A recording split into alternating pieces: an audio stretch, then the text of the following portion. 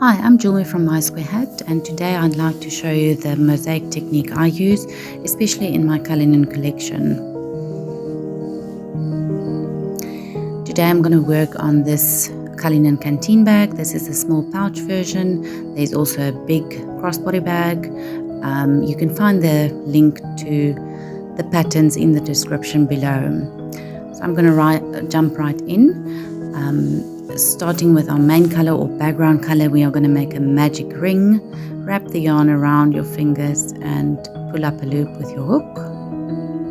And we're going to yarn over and pull through to chain 1. That does not count as a stitch. I pull that nice and tight. And now we're going to single crochet in that ring.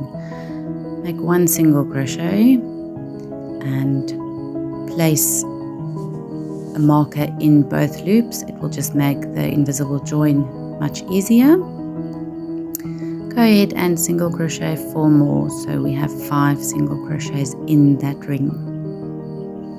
That's 3,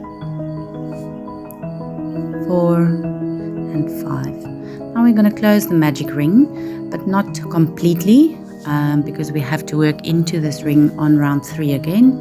So close it. Let's zoom in and just see. It's not completely closed, you can see that. Now, doing the invisible join, remove your loop from your hook and remove the stitch marker. Now, insert your hook from the back to the front under both loops. Replace that loop on your hook and pull it tight and pull it through to the back. That is the invisible join. Can be a little bit tricky these first few rounds. Now picking up our contrast color, which is also the color of the diamonds or the patterns, we're going to chain 1 with that color and pull that main color tight. Now from here the pattern is worked in back loops only unless otherwise stated, so we are going to increase in each stitch. I like to work over my tail end for this round. If you feel uncomfortable with that, go ahead and just leave it hanging and we can work it away with a needle later.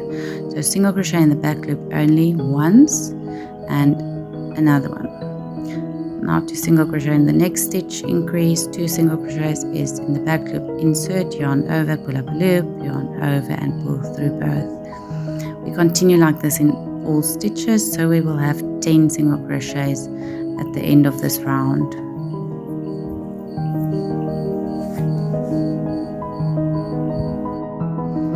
Once you get to the end of the round, make sure not to work into that invisible join. If you pull on that main color, you'll see it closes up. So we're going to do the invisible join again. For this pattern, for the motifs, you will do an invisible join and a chain 1 with the next color. Each round is worked with 1 color only. So no switching between colors on the rounds. Pull up that loop. Replace your loop on your hook and pull it through to the back. Now for a neat finish, I like to drop the current color I'm working with to the left and pick up my next color from the back. That just keeps everything nice and tidy. Yarn over and pull through. Now tighten that contrast color loop and we are going to start working our spike stitches. Now, all the single crochets go in the back loop only, the spike stitches go 2 rows down, so at the bottom of the same color stitch. Single crochet in that first stitch is the same stitch as the join, and spike stitch in that stitch as well, which means you're going to go into the magic ring. Now I'm just cutting that tail end that I already worked over. It's just 1 tail less to worry about.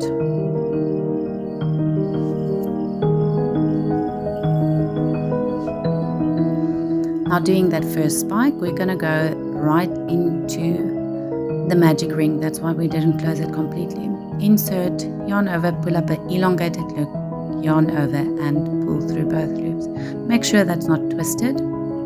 And because we are increasing, move that stitch to the right to be able to see the next stitch where you will single crochet in the back loop and spike stitch into that center.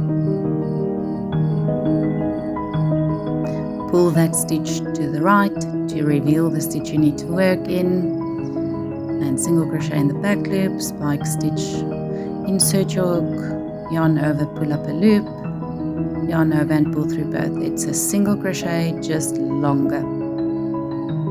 So at the end of this round, I like to count my stitches and just make sure I have 10 spike stitches and 10 single crochets before I do that join. Now I'm going to join into that very first stitch. Insert your hook from back to front under both loops. Replace that working loop on your hook and pull it through to the back.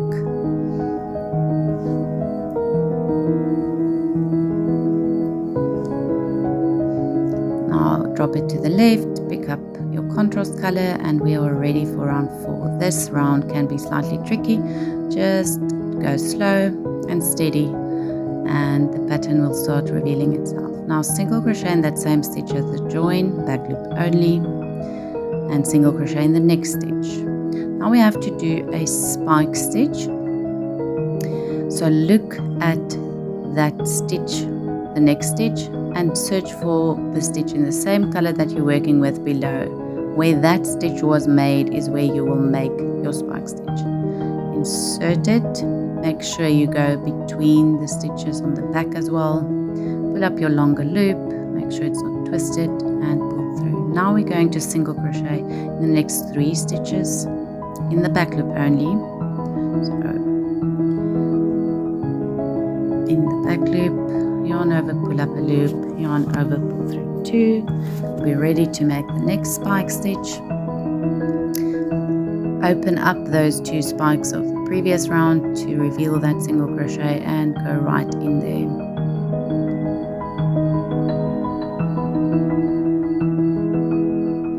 Continue like this all the way around. You will have 5 spike stitches. So this little bag is a pentagon, so you have 5 sections that is the same. We are just working from the center of one of the increased corners. That's why the repeat doesn't always look exactly the same in the writing. There's my last spike stitch and my last single crochet. That last single crochet completes the pattern repeat of 3 single crochets because we started with 2. Now we are going to do the invisible join again.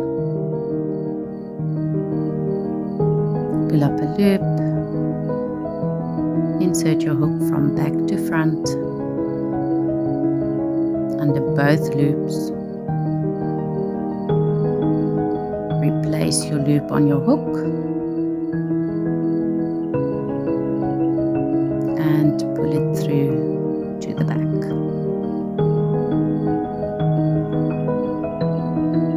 Drop that color to the left and pick up the color you have to work with. Now after a few rounds, I like to just untangle my 2 balls of yarn just to make sure it doesn't get in a big tangled mess. Pick up that main color from behind and pull it through. Pull that other end tight.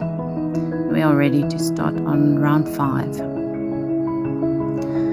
Now we're going to single crochet in the back loop and spike in the same stitch.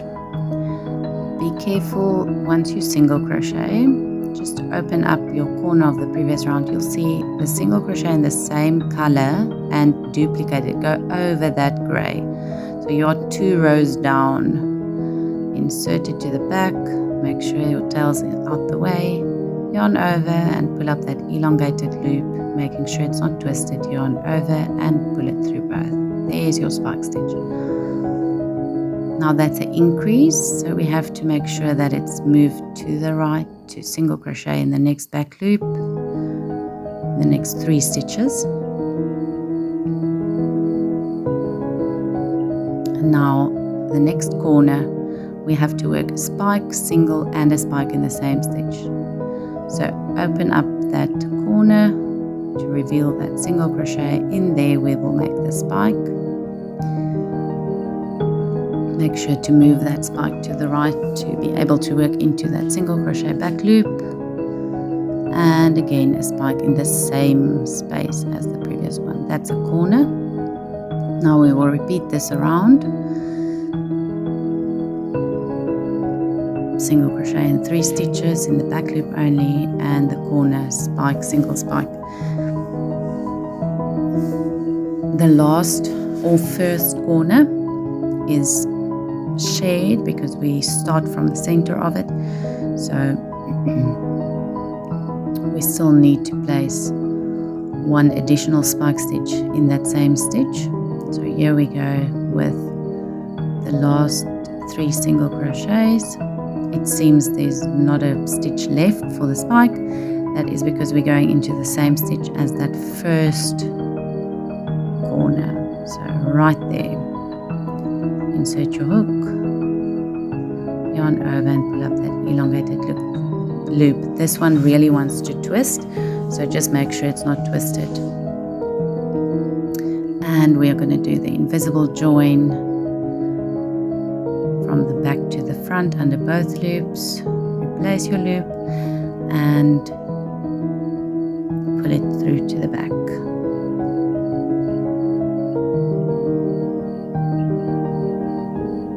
Pick up that next color and pull the loop tight. Now I've skipped ahead to round 9 just to show you how to do a spike in a spike. We're going to do a single crochet in the back. Then we are going to do our spike stitch in that corner in the same stitch. Now for the next spike stitch, it says to spike stitch in the next stitch, and there is a spike stitch below it. So to do this, we need to split that spike stitch, go right in the center, split it on the front as well as the back. Make sure it's in the right place, yarn over, pull up that elongated loop and yarn over, pull through both. That is a spike stitch in the spike. Now we're going to single crochet in the next 5 stitches.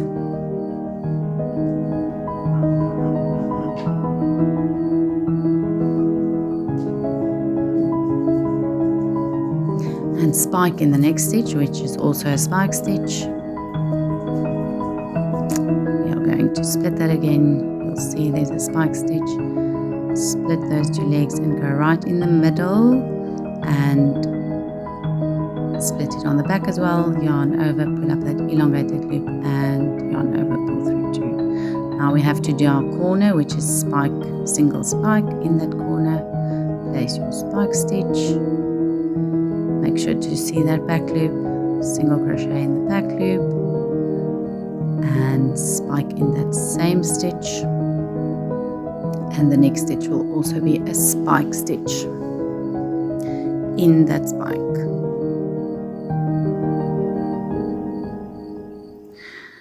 So this technique is what we use for all the patterns in the Cullinan collection. This can also be applied to normal mosaic crochet patterns.